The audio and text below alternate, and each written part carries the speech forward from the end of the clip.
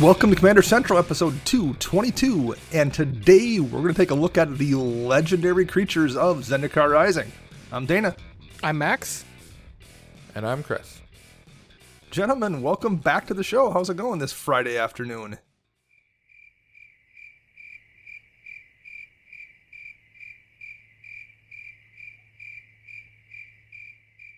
Pretty good. Sorry, I thought Chris was going to jump in, so pretty good. I was going to let it just go like blank and hope that Raphael left it, because then it'd just be like, and that's how silence. Our day's going.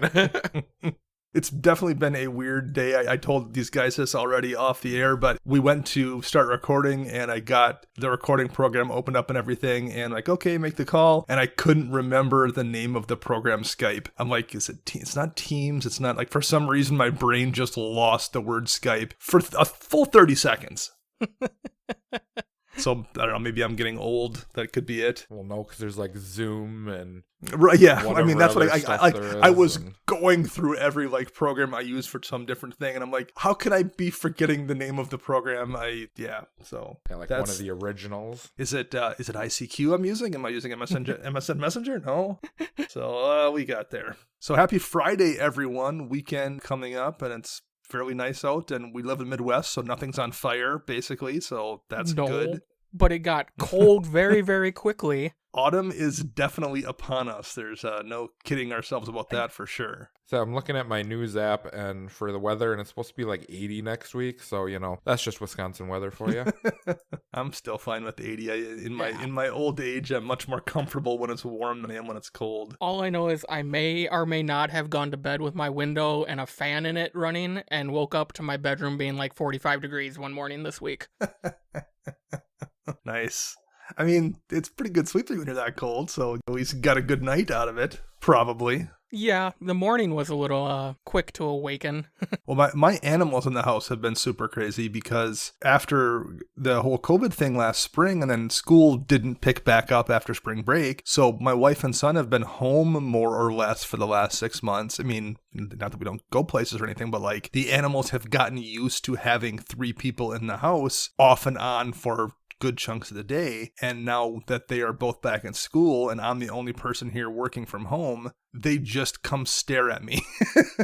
So that's been a bit of a transition, getting these animals in my house, 2 cats and a dog, used to, because I think they got used to the attention, and now they seem to think I should be the only person that I should be fulfilling all their attention-paying needs while I'm trying to work. So I have my dog down under my feet and 2 cats on my desk staring at me right now. So, if you out there in the listener land would like to reach out to us and talk about any pet troubles you're currently having, or basically anything in the world of magic, how would you do that, Chris? You can reach us on a multitude of social media platforms. We'll start off on Twitter, where you can find us at CMDR Central. You can search us up on Facebook, CMDR Central, and you can find us online at cmdrcentral.com. You can also head over to patreon.com/CMDRCentral and check out our reward tiers if you are so inclined to support us financially. And we would like to say thank you and hello to 2 new patrons this week. We want to say hello to Angel Riviera III and Stuart Kinnear. Angel and Stuart, thank you both very much for supporting the show. We appreciate it.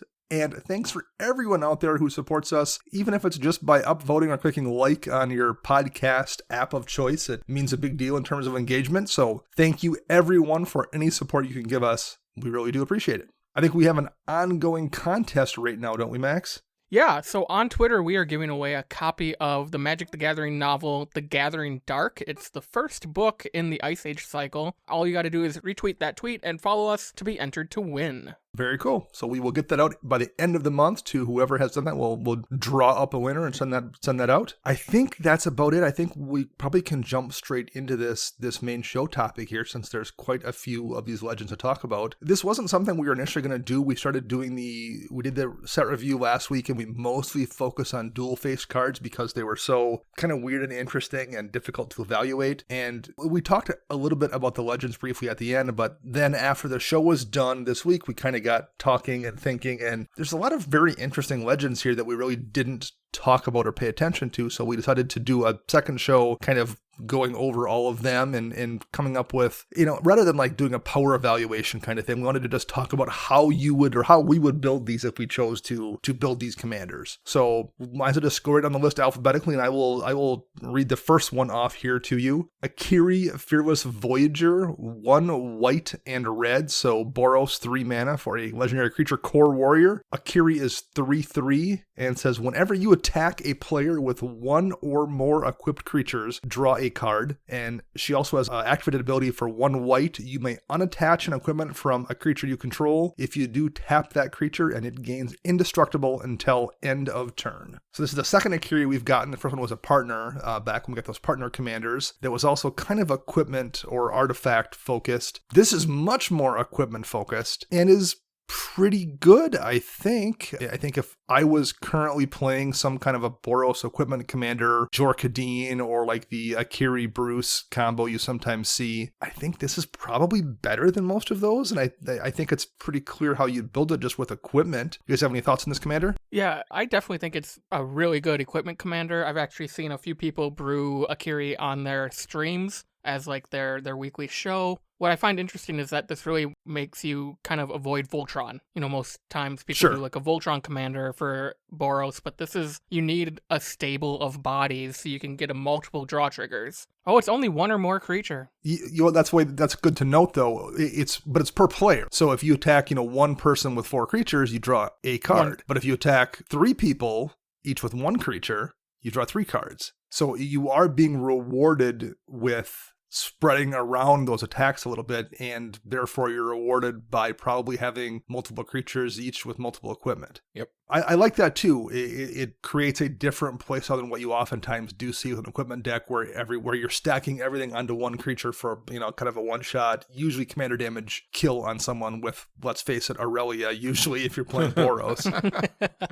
So it gives you a really dedicated equipment commander here, and it kind of forces you to play it differently than people have been playing those equipment commanders before as well. So I quite like this. I do think the unattached equipment is a weird ability a little bit, but one kind of nice use for it is you do sometimes get in a situation where you can't put stuff onto your 1 creature in play because it's wearing lightning greaves. So it gives you a way to knock those greaves off, to put equipment back on before you can reattach greaves. But, I think this is also kind of encouraging you a little bit to run a few of those pieces of 0 equipment, not just greaves, but a quarter shield is one that you usually don't run in an equipment deck. But that way they're easy to reattach if you wind up having to make your creature indestructible. If everything you're running for equipment, it costs 6 to equip, then that gets really difficult to use that ability. It's much easier to use if you can just knock off 1 piece of cheap equipment to give your thing indestructible and then reattach it later on for no cost, basically. Yep. Yeah.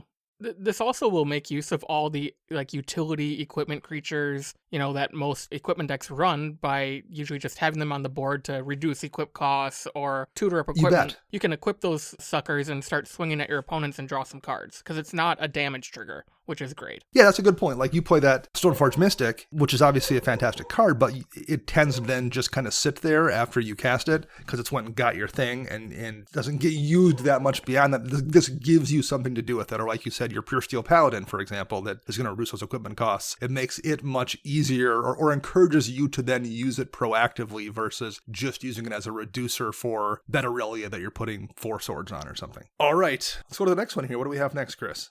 We have Ashaya, Soul of the Wild. 3 colorless and double green for a legendary creature elemental that has star for power toughness. Interesting. Let's find out what that is. So Ashaya, Soul of the Wild's power and toughness are each equal to the number of lands you control. Okay, so we're in Zendikar lands. Yep, okay, I see where we're going with this. Now, how about this? Non-token creatures you control are forest lands in addition to their other types. So guess what? Now all my creatures pump this creature and we just go ham and beat you really hard.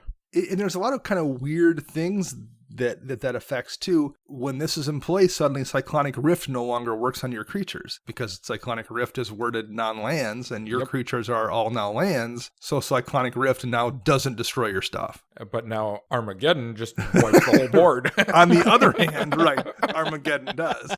It does create some weird stuff too with board wipes. Green is a color that doesn't have board wipes natively in green, really, but those decks tend to then run things like Oblivion Stone, for example, as an artifact to be their board wipe. Well, that turns it now into a one-sided board wipe because Oblivion Stone is worded non-land permanents, and your creatures are now lands. So it kills everyone else's stuff and doesn't kill your stuff. So it definitely creates some weird interactions. Do your creatures become basic forest lands, or is it more just like Song of the Dryads where it's a forest land? Since it doesn't say basic, I would assume not. So then I guess your creatures would get turned to mountains if someone played a Blood Moon. So Wave of Vitriol would be great against this. Yeah. But then Ashaya would then, I guess, lose her ability, so they would turn back to creatures.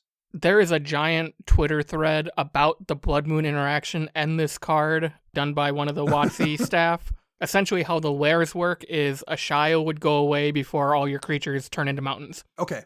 So they never actually become mountains. Yeah. They don't get a chance to because her ability goes away. All right. It has to do with like lairs 3 and 4, I think, of the game state. Sure. Well, I will take the judge's word for it since that's at a level I don't play at. This was a WotC, the rules guy on the WotC staff, so I don't remember his name. Gotcha. I'll mention it probably in next week's show when I dig it up. But, you talked about your utility creatures in that Akiri deck, Max, getting a little bit of extra value because you want to equip them to draw cards. It's kind of the same thing here. You oftentimes in green drop that Eternal Witness to bring something back, or drop that Reclamation Sage to blow something up, and then it probably doesn't necessarily do much after that. Well, now it's a mana dork in that Ashaya deck. So it's those utility creatures now stick around and generate gas. I think it's a very interesting card. I think it's pretty solid as a commander, and it's probably pretty solid in a whole lot of lands matter decks as well. Well, you mentioned the utility creatures now having a purpose, but on top of that, you can use those utility creatures that are now lands for Scapeshift fodder. So you don't have to get rid of your actual lands. You can get rid of your Eternal Witness that isn't doing anything for you anymore, or, a bunch of mana dorks that, are now tapping for green in 2 different ways. Jeez, it's a cool card. There's some good interactions too. You have things like the newest Multani from the core set a couple years, or not core set, from Dominaria. Oh, yeah. That gets bigger based on the amount of lands you have in your graveyard and in play. Well, this interacts nicely with that because it makes all your creatures into lands as well. So Multani gets bigger if this is in the deck, or if, this is in your Multani deck. Either way, it's useful. So I think it's a pretty fun card. I think as powerful it is, it's also balanced by the fact that it dies to Strip Mine or Ghost Quarter or, Tectonic Edge. Like any land removal spell removes it or any strong creatures you have in play that are not lands. So as powerful it is, I think there's a balance there as well because of those kind of things. So cool card, and I like it, and I think it's going to definitely be interesting. And yeah, that's about it there. What do we have next, Max? The next one we have is Cheryx, the Raging Isle. It's a legendary creature, Leviathan Crab, for 2 blue. It's a 0/17 for base power and toughness. It says, spells your opponents cast that target Cheryx, the Raging Isle, costs 2 more to cast, and it has an activated ability for 3 generic mana. Cheryx gets +X/-X until end of turn, where X is the number of islands you control. What was that toughness on that again? 0/17. So this is not one you ideally want to remove with Swords to Plowshares, if you can avoid it. Why not? 17 life is nothing. So what do you do with this, Max? If this is we're having some kind of a commander contest, and this is assigned to you as a commander to build, what do you do with it? Obviously, Sea Creature Tribal, finally. As a Leviathan Crab? Yeah, because you have some cards that only, return all non-Leviathan octopuses, serpents, to their owner's hands, so you have a few board wipes that work around that, and you finally have kind of a cool sea creature-esque tribal, commander versus, running Thassa or something like that, or Stormtide Leviathan, I think, is legendary. I don't think it is, though. Stormtide is not legendary. Okay. I think there was a couple in the original Theros block that were octopuses or leviathans that were legendary. Yeah. And they were not good. They were not. 3 mana to turn this into a creature, even if you just are spending the 3 on it, in let's say you're only at 5 islands, making it a 5/12 isn't terrible, and there's going to be some upside where there's points in the game when it's very often going to be like a 10 power beater. Mm-hmm.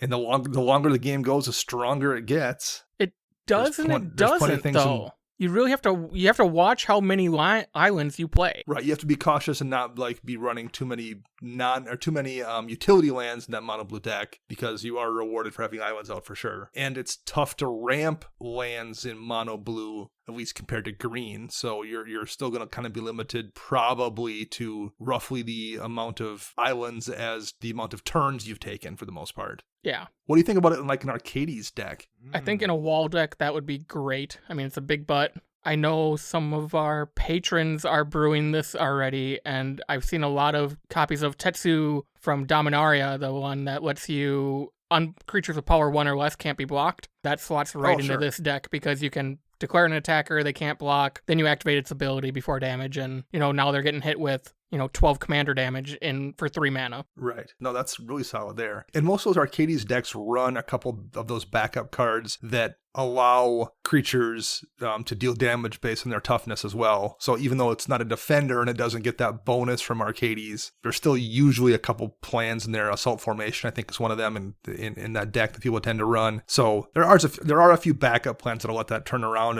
and wallop somebody for 17 fairly easily in that kind of deck also. Yeah, I think, it's not one that like is screaming at me to make it into a commander, but it's also not one of those cards that you look at and you're like, well, this is just for draft or it's for flavor or something. Like, this is a legitimate card you can build a deck around for sure, and there's absolutely places you want to run it, even if it's maybe not one of the top tier commanders here on this list. Okay, let's jump over to the next commander we have here. Is also mono colored. It's a mono black, and it is Drana, the Last Blood Chief. So this is a third iteration of Drana we've gotten. 3 black for a vampire cleric. She has flying and is a 4/4. Whenever Drana, the Last Blood Chief attacks, defending player chooses a non-legendary creature card in your graveyard. You return that card to the battlefield with a +1 counter on it, and it is a vampire in addition to its other types.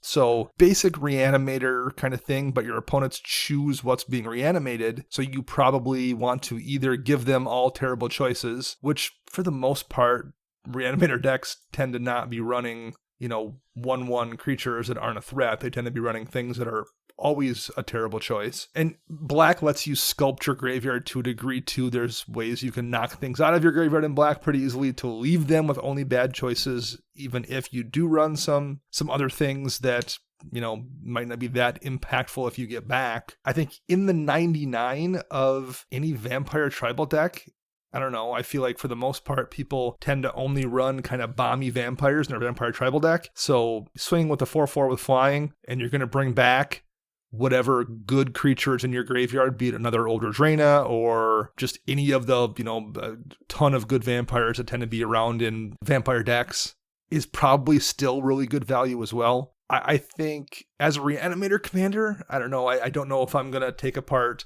my Chainer deck to build this necessarily. And it feels a little bit like maybe a mono black Alesha to a degree too. But it's interesting. What do you guys think of it? Chris, what are your thoughts on this one? I actually really like this card. The ability overall is really good. And yes, you're going to have to sculpt your graveyard to prevent people from doing other stuff. But even if you don't, let's say you have a 2/2 in your graveyard, it comes back as a 3/3. So, worst case, you're getting a 3/3 out of it.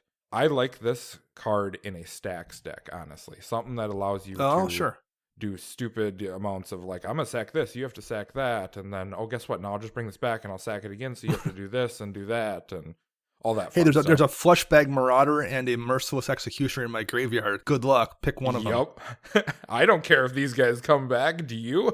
Yeah. Well, and I mentioned Chainer being probably a better reanimator commander. Yes. But Chainer has to get, like, people for the most part feel like you have to deal with Chainer or terrible things are going to happen. This is one of those commanders where people probably are like, it's not as must remove as Chainer. It doesn't put the bullseye on you. And I think that's sometimes a big deal. Yeah. The other thing I was thinking too was, you could run her as your general in, say, a whole bunch of big demons or something. And, attack and, you got 4 demons in there that are 6/6s or something, and they have to choose which one is the best out of the 4 of them sitting right there. That comes in as a 7/7. That's a vampire now, too. And ugh. Yeah, and there's no good choices sometimes when you're running a bunch of giant demon kind of creatures. And like in the 99, there's also decks that care about that +1 counter. You know, oftentimes in like a Marchesa deck, things that automatically generate those +1 counters become really frustrating to try to deal with. And if this is out and you kill someone's Marchesa, that gives them an opportunity to like put it back in their graveyard, swing, have Marchesa come back into play with a counter on herself to give her recurrence for the next time someone hits her. So I could see it seeing some play in that kind of deck as well. Yeah, I definitely see it getting played in quite a few decks.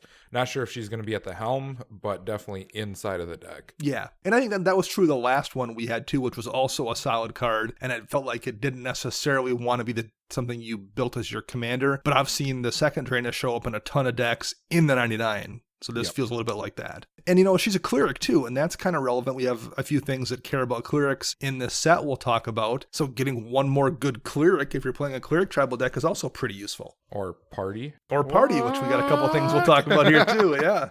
All right, we'll throw this one to you, Chris. Up next is the Golgari legend. Tell us about Grakmos, the Sky Clave Ravager. Yeah, I'm glad you read that because I probably would have screwed that up. So we have this awesome Ravager homie who's a Hydra. Literally, the set reviews are the only times you guys get to screw names up. Dang it.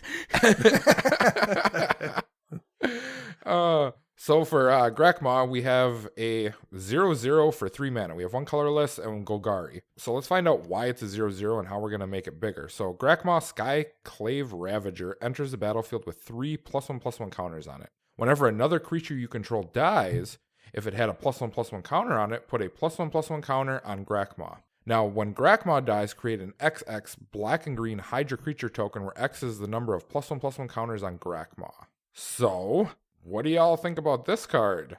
3 mana helps it a lot. That's a nice aggressive cost for a commander. Well, it's a 3/3 for 3 right off the bat, so. Yeah. You know, interfacing with counters is always pretty useful too. There's enough spells that as your commander, even if you just wanted to go +1 counters or something, things like Hardened Scales, Doubling Season, Branching Evolution, there's just enough counter interaction that if you wanted to build this as a +1 counters commander, you very easily could. It's a Hydra too, and there's not a ton of options if you just wanted to go with something like Golgari Hydras if you're looking for a theme. Generally though, I think... I'm not sure. It creates a body when it dies, so that's always kind of useful. I like it, but I'm having a tough time picturing what I would necessarily do with it other than the obvious things. Do you have any thoughts here, Max? Yeah, I'm kind of in that same boat. I don't think it's better than any of the other Golgari +1/+1 counters out there. I mean, you have Rayhan Last of the Abzan that lets you move counters off of it or other creatures onto a specific creature of your choice. Briar gets bigger, you know, when it deals combat damage and stuff like that. This is just another, you know, kind of Staxy sacrifice aristocrat type build you're going to see in Golgari. It's going to get paired with, you know, maybe a Marin, or I can see it in a lot of 99s, you know, Hydra Tribal in your Crush deck, because not only does this get bigger when something dies, Crush gets bigger. You're already putting +1/+1 counters on stuff, and you're making bodies when you fling this, right? If we know for Crush. So the way I look at this card is completely ignore the middle paragraph of text.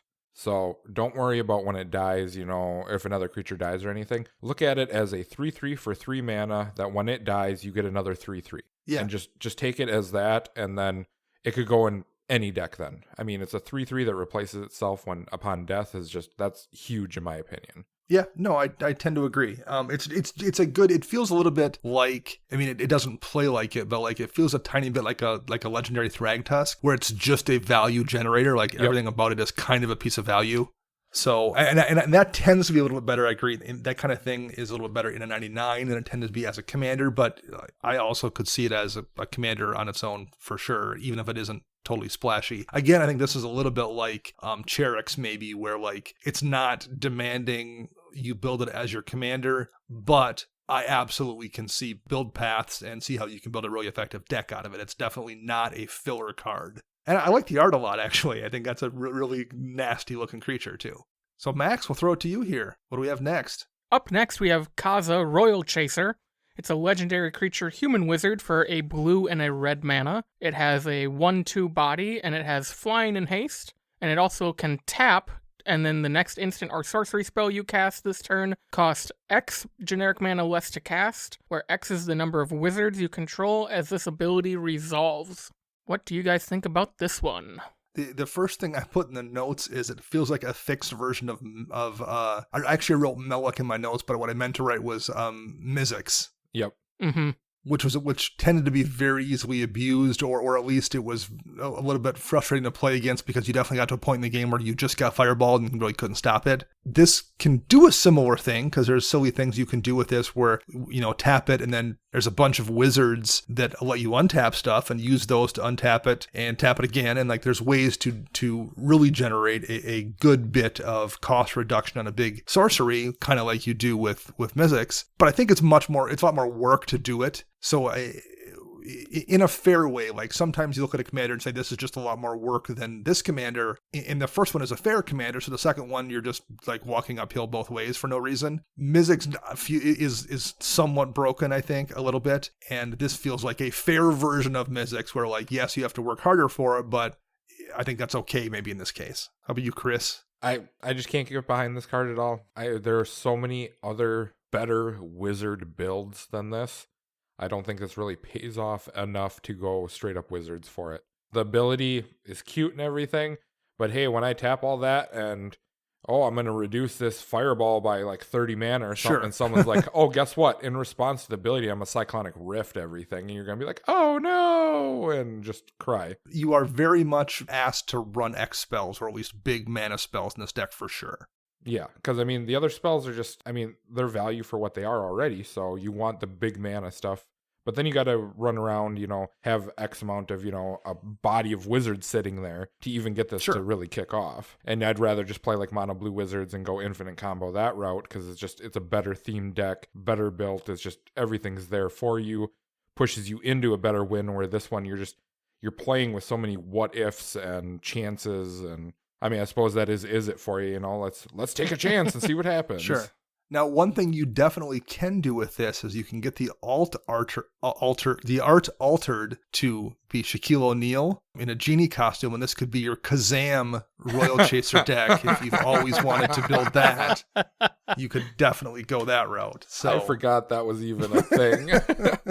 The only reason I remembered is for whatever reason, the first time I saw that card, I read it in my head as Kazam Royal Chaser, and I was like, oh, funny. And I'm like, oh, no, it's Kaza or Kaza, whatever it is. But I'm like, Kazam, okay. And that's all I see now is that being Shaquille O'Neal riding that broom or whatever it is. Yep. When I look at this card, it kind of leads me more towards this is a standard built or modern type card, even though it is legendary, as a 1/2 for 2 mana with flying and haste. And then the ability is just an upside if anything else happens. Sure. Well, one thing I will point out, too, not even just necessarily about this card, that I think really is quite interesting is in this set we have the party mechanic that's stressing you run warriors, rogues, mages, and clerics. But the planning they seem to have done here is, I think, really pretty fascinating because there's a lot of warriors in the set as a result to fill that warrior void. And we're getting Kaldheim in January as a set that I would almost guarantee, given it's kind of a Viking plane, is going to be filled with warriors. Yep. So you're going to get warriors in standard for your warrior party deck with that next set coming out. And then we have, is it Strixhaven? No, Strixhaven, sorry. So we have Strixhaven coming out in late spring, the Witch set, which is going to definitely be filled with wizards, which is, again, going to give us a bunch of wizards for those party decks. And then summer is the Forgotten Realms set, where everyone seems to think, us included, this party mechanic may well come back. So again, we definitely are in this 6 or 8 month block where they've very cleverly kind of mapped out multiple different sets that are all setting each other up in terms of wizards and warriors and caring about those kind of things. I just think I wanted to comment. That's pretty cool how much thought has gone into that. Yes. Yeah. Up next here we have Linvala, Shield of Seagate. Linvala's 3 mana. Azorius this time for Linvala. She was mono white the last 2 times we saw her. She's an angel wizard as well instead of just an angel. She has flying. And at the beginning of combat on your turn, if you have a full party, choose target non-land permanent and opponent controls. Until your next turn, it can attack or block, and its activated abilities can be activated. So it has detain, basically, if you have a full party. Yep. You can sacrifice Linvala and choose hexproof or indestructible. Creatures you control gain that ability until end of turn. This is pretty interesting, I think, or by interesting, I mean difficult to kind of evaluate. I think if you're playing a party deck, it definitely has a good role there. I do think if you are playing some variant of Angel Tribal that has access to blue, the ability to sacrifice a 3/3 flyer, which is not terrible anyway, and give yourself hexproof or indestructible is pretty useful just in general. But outside of that, like as your commander, I don't know if it's that big of a deal to use this as a party commander, because that's what it would want you to do. The ability to like cast half of a heroic intervention is pretty nice. And there's definitely tricks you can do. There's things that Gift of Immortality would be one that comes to mind, where this would let you sacrifice Linvala basically on demand, because she'd come back into play, and then Gift would come back into play and to turn onto her. So that gives you the ability to reuse that sacrifice ability to save stuff. But is that something that's that big of a deal that it's worth having on your commander? I don't know. What do you guys think? I think for sure the second ability that she has, the sacrifice ability, is where the card shines the most. Yeah. I definitely think that this is a good Azorius card in general. If you're playing a generic Azorius deck, it's not themed or anything, a 3/3 flyer for 3 mana that can protect your other creatures is big. I could see this in a Pillow Fort deck of sorts. Sure. Where they're trying to get rid of, because you only play X amount of creatures in there anyways. Why not have something that will protect them? Or she could just take over a game by herself as a 3/3 flyer for 3. But yes, I agree with you 100%. As the leader of a deck, this is not where you want to go. Now, I definitely do not want to see someone cast this in Limited. Oh, right. That sounds like just a nightmare to deal with. What do you think, Max? Yeah, I'm not too keen on this. I didn't really think about it from Chris's point of view of just in a generic Azorius deck. Yeah, that's going to do a lot of work. Shout out to Lenny Woolley, friend of the show. He's actually building a party deck around Linvala, so I'm looking forward to seeing how that deck turns out when I eventually get to play against it. Interesting. Yeah, and I guess if you are interested in playing with the party mechanic and running a bunch of other stuff that cares about party, then this becomes a piece that is just in the command zone that is there, that helps your team out, and isn't that important necessarily. Like your deck doesn't probably need it to function. So he's probably, I'm assuming, going to be building in a way that this is just a nice value piece that can protect your group if you happen to have it out and fulfill that wizard role. Maybe if it comes out, and it's going to be a nice 3/3 flyer, and probably get Gift of Immortality put on it once in a while. So it's a solid card, and that's really it. So Max, we'll pass the next one over to you. Morog, Fury of Akum. Morog is a legendary creature Minotaur warrior for 4 red. It's a 6/6 body, and it reads, each creature you control gets +1/+0 each time it has attacked this turn. And it also has Landfall. Whenever a land enters the battlefield under your control, if it's your main phase, there's an additional combat phase after this phase. At the beginning of that combat, untap all creatures you control. Extra combat, mono red, Landfall. What do you guys think about this? Well... I think this would be super dangerous in a 2-color deck. I think the fact that it's mono red makes it much safer. That's what kind of keeps it under control. There's a limited amount of stuff you can do to abuse it in mono red, at least compared to having access to other colors. Still pretty good, though. I think it really definitely is going to go in plenty of decks, and you could build a commander around it if you wanted to. I think that's probably pretty effective, too. Yeah, I definitely think every Gruul deck in the world will have this card added to it. And if it isn't, I'm going to ask why. Unless you're on some weird theme, this card should probably be in there. Yeah, I mean, like fetch land into go get another land into a Cascade Rampant Growth, and you're like, okay, I get 3 extra attack steps. Into I mean, even if you're not, and I get 30 extra attack steps, and what's up? Even just off a fetch land, just getting 2 extra attack steps with a 6/6, that's gonna be swinging as a 7/6 and an 8/6 and a 9/6. Like even just doing it, ignoring crazy scape shift stuff, is pretty effective, I think. Yep. I definitely think this card, if you do play it as a mono red, you will see Evolving Wilds and Terramorphic Expanse uptick in play, because you need as many of those fetches as possible. Yeah. And I would not ever, if I was doing a deck tech for someone and this was the general and they had those in there, I wouldn't even ask why. I wouldn't even be mad. I'd be like, that's how you're supposed to play it. You could definitely build a very effective Voltron or Voltron deck that doesn't even require much Voltroning. Like as a Voltron deck, it doesn't, you could put swords on it and stuff, but like if you just ran ways to get multiple landfall triggers and ways to give it evasion, you're going to kill people in one turn with it, like without even having to put any buffs on it, just by dropping that fetch land or that Evolving Wilds or something and getting the second attack trigger. And if you have a Whisper Soul Cloak on it, that kills somebody. Agreed. So it's a weird Voltron that doesn't require you to run any of the stuff you need in Voltron. And what's really nice about that is that's one of the problems with Voltron decks sometimes, is trying to find that balance between having the deck run and have the removal and the draw and stuff that you want in a deck, and also having enough slots for, all the equipment you want to put on the creature, or all the buffs you want to run, or whatever your Voltron thing you're doing. Finding those slots can be tricky. You kind of don't need them here. You need a couple forms of evasion that you can put on it, and that's it. It itself is going to be the thing that buffs itself, and the multiple attack steps will get you there. So yeah, I'm really into this one. I like this card a lot. Yeah, same here. I definitely agree. You need some sort of evasion, either for Morag or your entire team, because you're not getting defense bonuses. So if people have jump blockers for days, eventually your team's going to die. Right. Yeah, you definitely need something, whether it's unblockable or trample or a menace kind of thing, something to do that. Super, super cool. And, every Minotaur tribal deck is probably going to want this. And if you're playing one of the party decks, this is a warrior for your party deck. And I'm guessing we'll get some weird warrior mechanic stuff in Kaldheim as well. So this will be a card I think people are still playing and talking about and brewing with for a good distance into the future, because it's really powerful and it's got a lot of different roles and a lot of different decks as well. All right, Chris, Omnath 4.0. Tell us about him. We got Omnath, Locus of Creation. He's just gathering all the Infinity Stones right now, and he's going to take over the world. Yeah, that's just how it's going. So there are 6 Infinity Stones. Whatever. You only need 5 to win. Jeez, get it right. You saw Thanos. He only had like a couple of them and smoked the Avengers like it was nothing. Hey, he still needed all 6 the first time around. Okay. So we have Omnath Locus Creation, which is 4 colors, red, green, white, and blue, for a legendary creature elemental that is a 4/4. Now, whenever Omnath Locus of Creation enters the battlefield, you draw a card. So 4/4 for 4 ETBs, draw a card. That's really powerful. Now we have Landfall. Whenever land enters the battlefield under your control, you gain 4 life. If it is the first time this ability has resolved.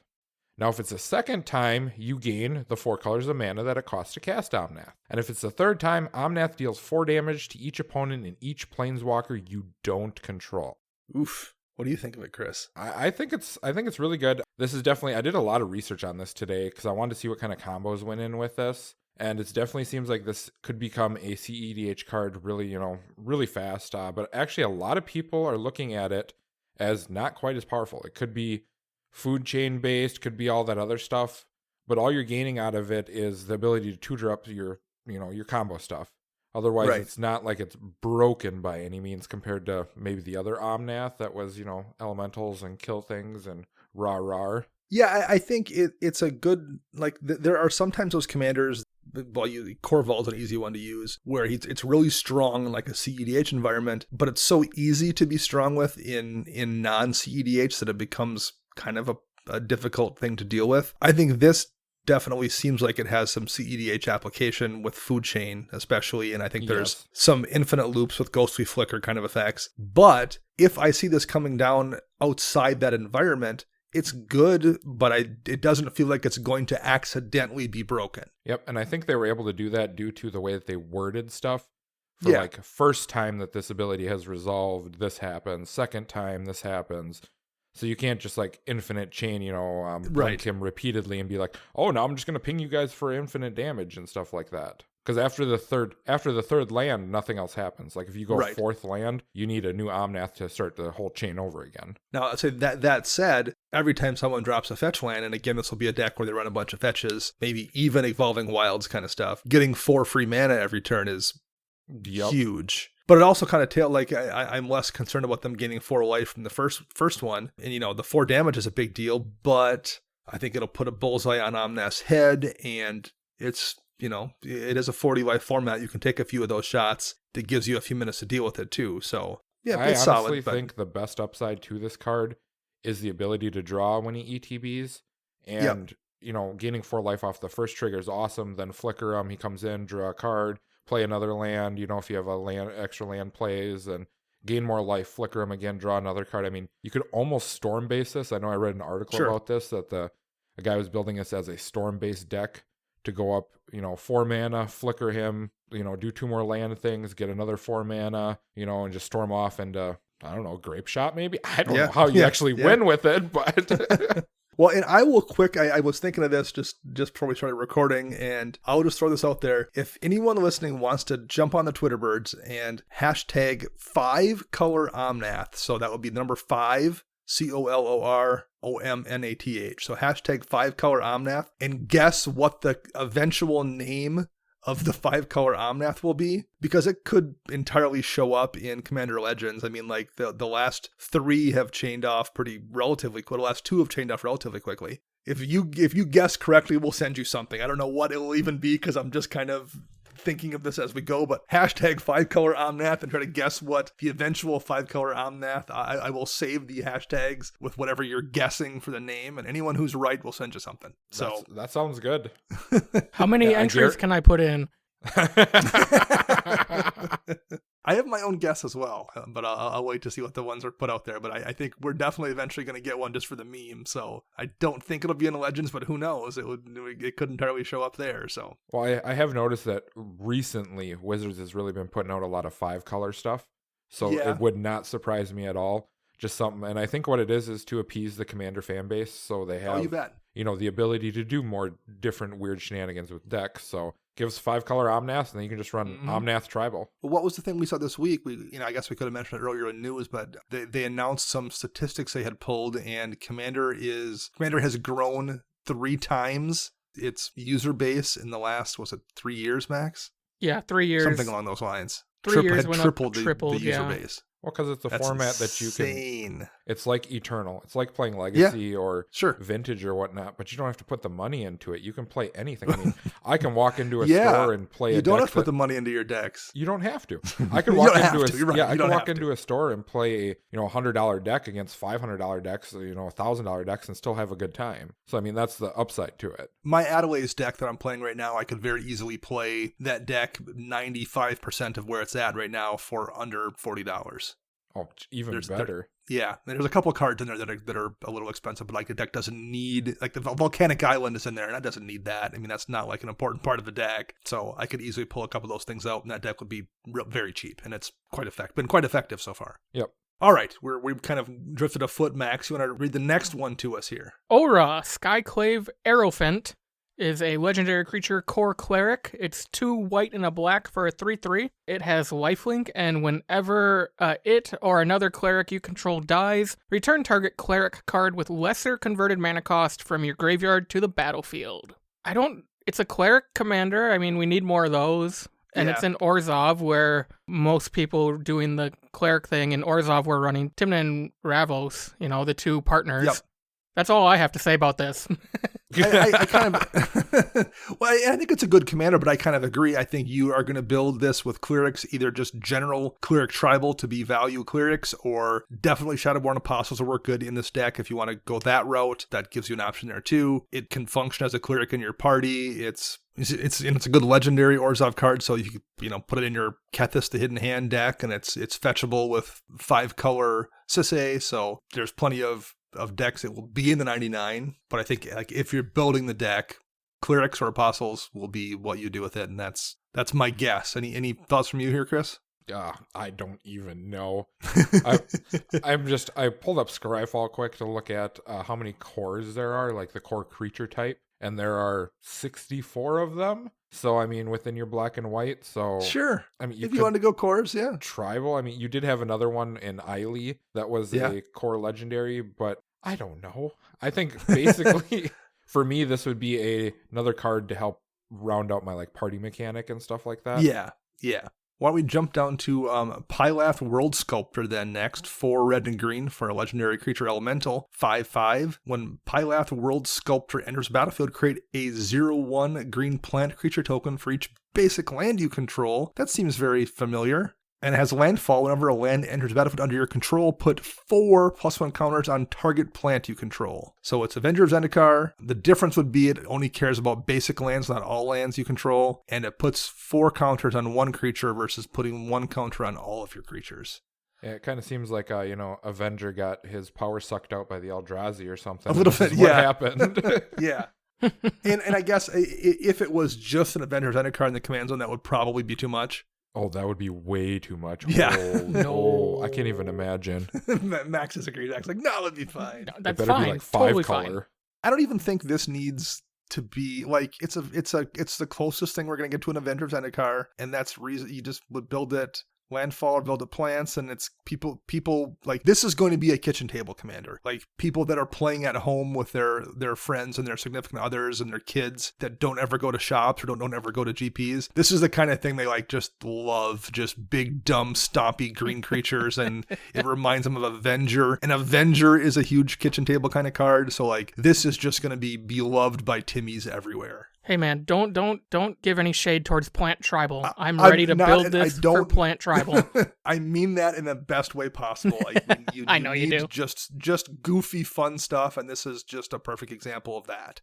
So, Max, why don't you read the next one here? Taberax Hope's Desire to us. Taberax Hope's Demise is 2 and a black for a legendary creature. I'm sorry, I had to laugh. Yeah. Taberax Hope's Demise is 2 and a black for a legendary creature, Demon Cleric. It's a 2/2 with flying. And then Taberax Hope's Demise has lifelink as long as it has 5 or more +1/+1 counters on it. And then whenever another non-token creature you control dies, put a +1/+1 counter on Taberax. And if that creature was a cleric, you may draw a card. If you do, you lose a life. What do you guys think? Again, Shadowborn Apostle is probably like this, and you could run a mono black Shadowborn Apostles deck with this as the commander, or this could be one of the demons you go get with the Shadowborn Apostles deck, and then it will generate some pretty decent value when you sacrifice more Shadowborn Apostles to get other demons. I think you probably could build it as some kind of a Voltron commander. It does have evasion, 3 mana is pretty cheap to cast, and then you just start sacrificing things to put counters on it. Although you're stuck to sacrificing non-token creatures, so you're looking at your reassembling skeleton, kind of bloodghast kind of creatures that you can sack and bring back and sack again to buff it up. But I think that's a viable deck build as well. It can go in a demon deck. It could be atop a demon deck.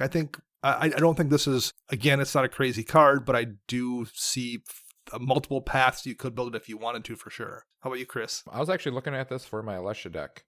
It's a 2/2, so Alesha can reanimate it. The only fact with my Alesha deck is that I don't play like sacrifice outlets, so I would have to look at something or another ways of killing my own creatures, or worst case scenario, you just turn and look at the opponent who's got like a 6/6 on the board, and you're like, attack? Are you gonna block?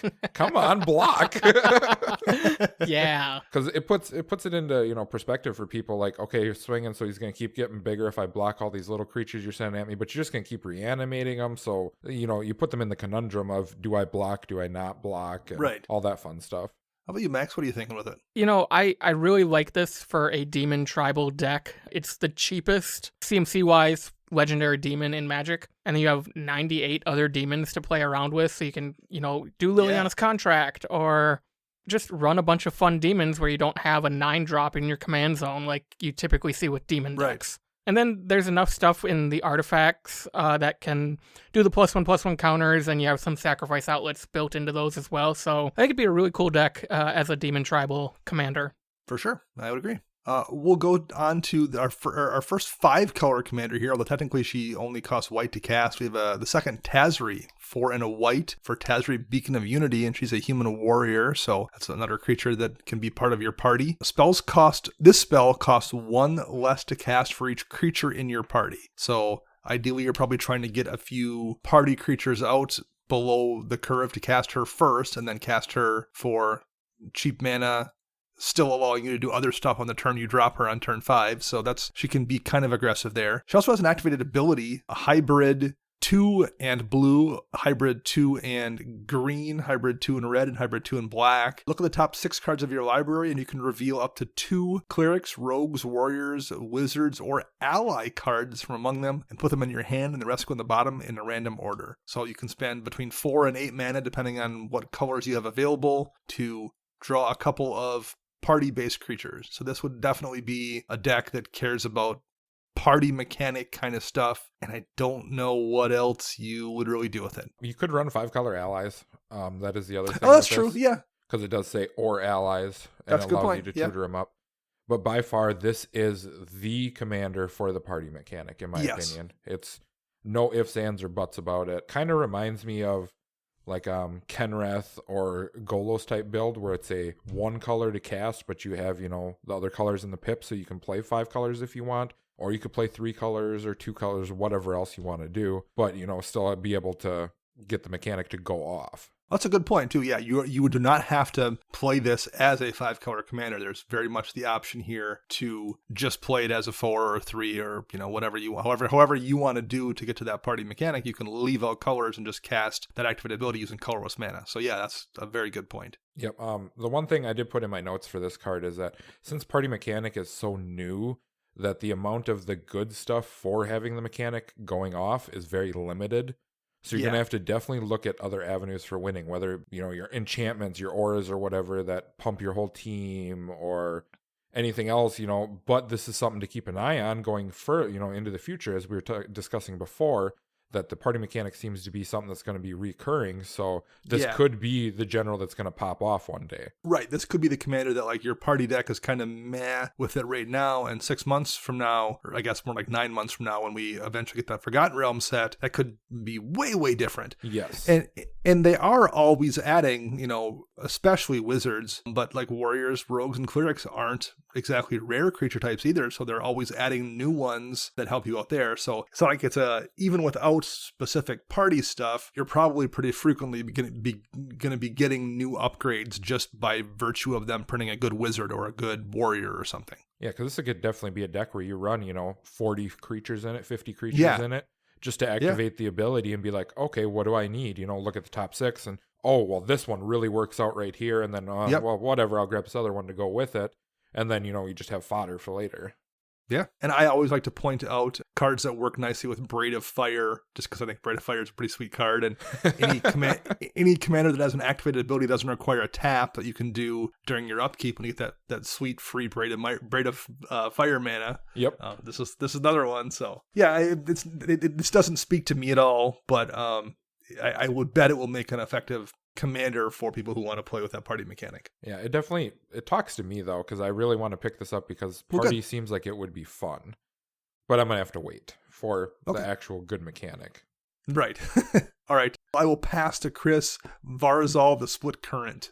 Sounds good. So we have Varzal. This looks like a serpent of some sort, evil, kind of looks like a Grakmos or whatever that guy's name was or whatever. Very similar arts. So we have X, green and blue for a 0/0 legendary serpent. Varzal, the Split Current, enters the battlefield with a +1/+1 counter on it for each mana that you spent to cast it. Whenever you cast a kick spell, you may remove 2 +1/+1 counters from Varzal. If you do, copy that spell, and you may choose new targets for the copy. Oof. Seems okay. It's very much pointing you in a specific direction. I think like if you aren't playing some density of kicker cards, I don't know what that would be, but I think you're going to want to see them regularly enough to justify. There's 74 in Simic, 74 kicker cards in Simic.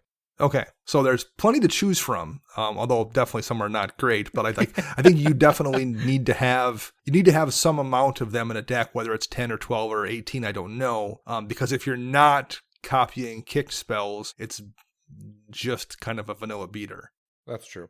See, the thing that I'm curious about, and I'm probably overthinking this way too hard, so correct me. All you people listening can call me, dumb moron or all that stuff, because it's probably going way over my head, but does this copy the creature spell if you kick it? Because there are a lot of creatures in green and blue that have kicker abilities.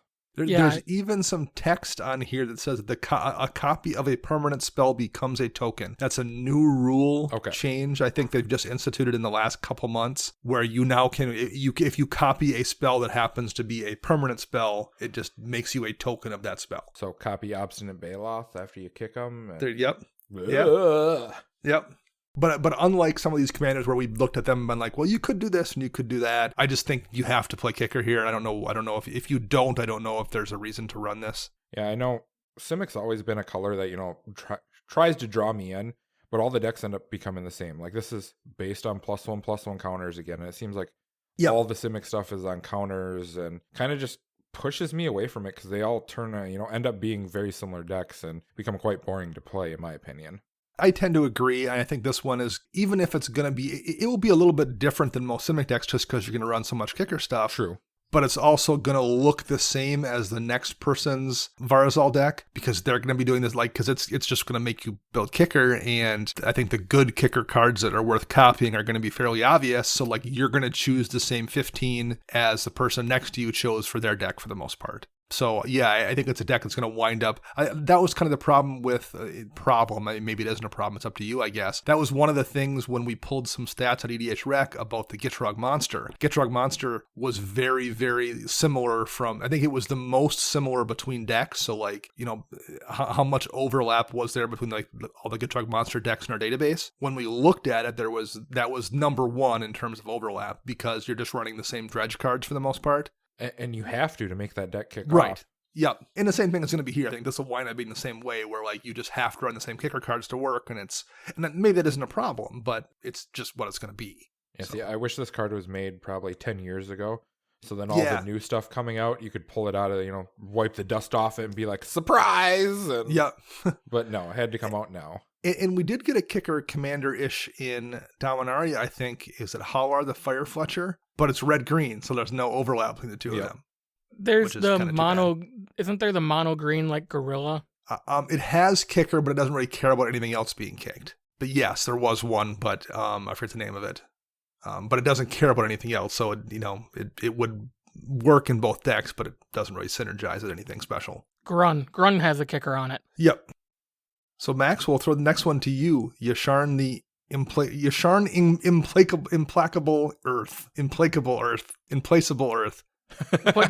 What Dana just said costs 2 green and a white for a legendary creature elemental boar, which is a 4/4. And then when it enters the battlefield, you may search your library for a basic forest and a basic plains card. Reveal those cards and put them into your hand and shuffle your library. And I think this is the ability everybody cares about. Players can't pay life or sacrifice non-land permanents to cast spells or activate abilities.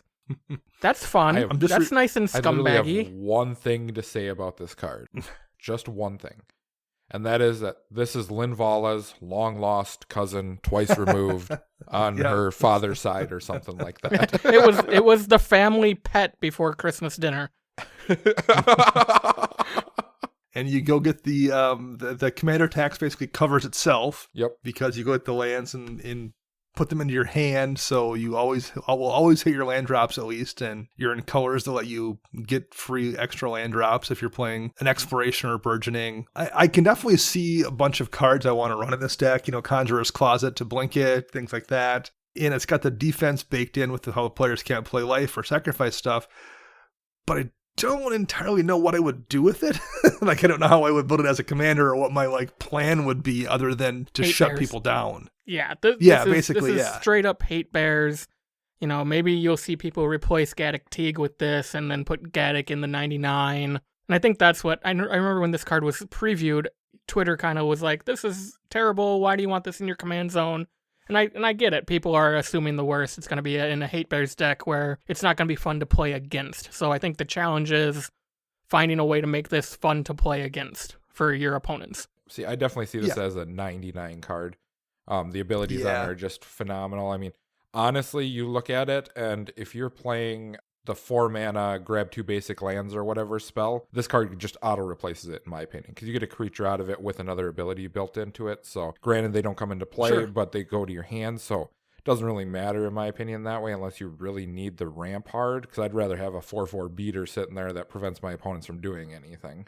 Yeah, if you're playing 4-color Omnath or something, and the fact that you now have access to white lets you run this, and it gets you those lands to hand, so you can take advantage of that Azusa that you have out or whatever it is to play multiple lands per turn to get the triggers. Yep. So yeah, this one is probably, I think, maybe my least. I think it's a neat card, but it's probably the one I think least likely that I would ever play, or I think I'll probably see the least out of the ones we've talked about. Yeah, having another Linvala ability though is really powerful. Yeah. Oh yeah.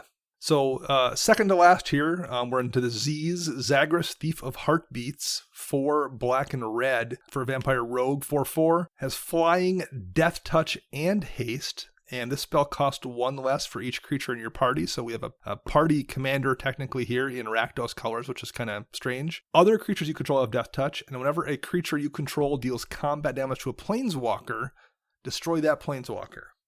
So I would guess, I mean, it could go in your party deck. I seems strange about a party deck out of just Rakdos colors, although maybe you're just going to run enough like rogues and clerics or whatever it is, or wizards even, to, you know, occasionally get a 1 or 2 mana cost reduction. Maybe that's all you care about. Anything that lets creatures do damage to other creatures because they have Death Touch seems like it's going to be pretty good. So any kind of a thing that lets your creatures ping is going to basically wipe the board. And there's quite a few of those effects available in red. So that seems pretty useful. I think your win condition is what gets tricky. You really dug deep for that one, didn't you? I do not like this card. I am a huge Rakdos player, and this card right here just kind of, breaks my heart.